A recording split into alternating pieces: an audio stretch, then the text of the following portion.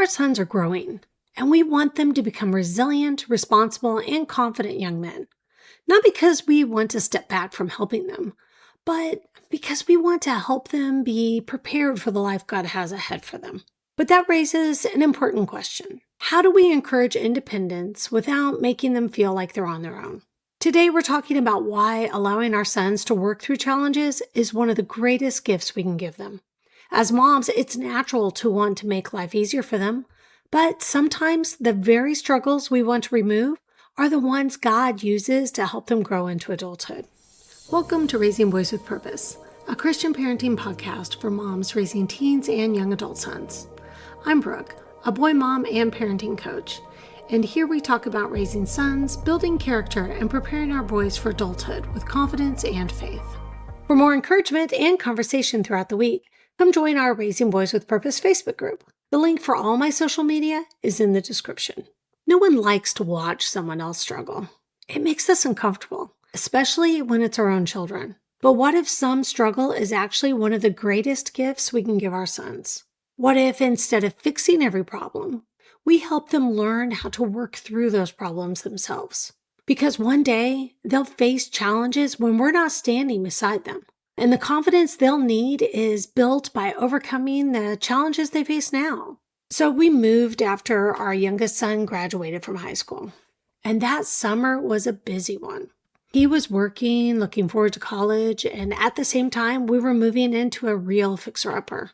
It wasn't a long-distance move, but the house needed a lot of work before we could live in it. Every spare minute went toward getting it ready.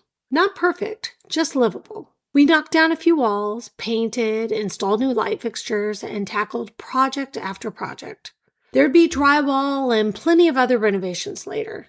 But first, we simply needed to get the house ready to move into. And we needed our son to help. It's hard not to step in when we see our children struggling.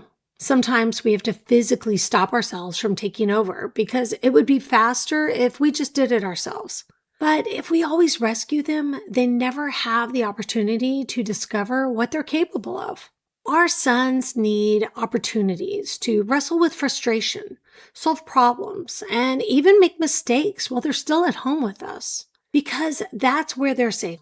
When they struggle here, they have parents who can encourage them, guide them, and help them think through the next step without taking the challenge away from them.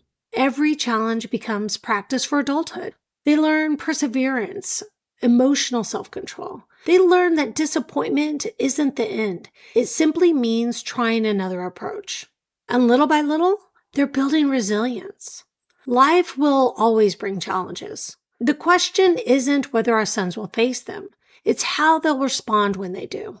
So let me ask you, when your son gets frustrated, what's your first instinct? Do you immediately jump in to fix it? Or do you pause long enough to let him try?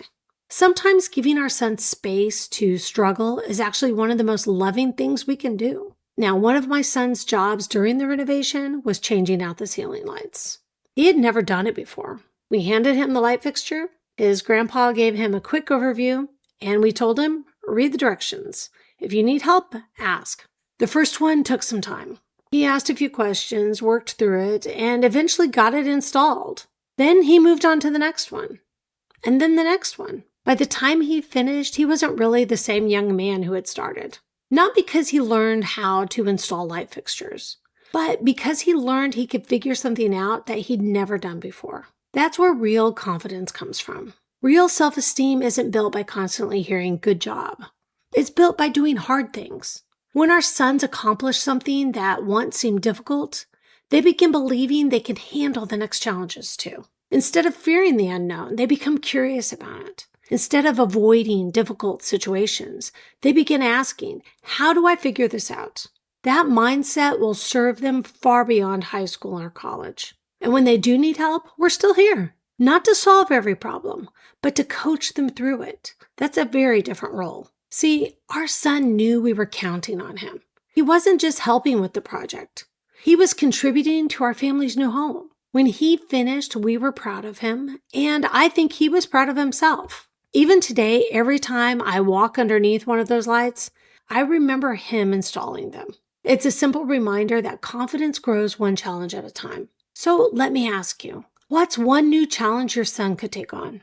Or maybe he's already done something difficult this year. Have you stopped to tell him how proud you are? As moms, it's natural to want to protect our sons from frustration, disappointment, and failure. But those very experiences often become the places where God grows them the most. And maybe He grows us there too. Joshua 1:9 says, "Be strong and courageous. Do not be afraid. Do not be discouraged, for the Lord your God will be with you wherever you go." We often think of that verse for our sons, and it certainly applies to them as they step into adulthood.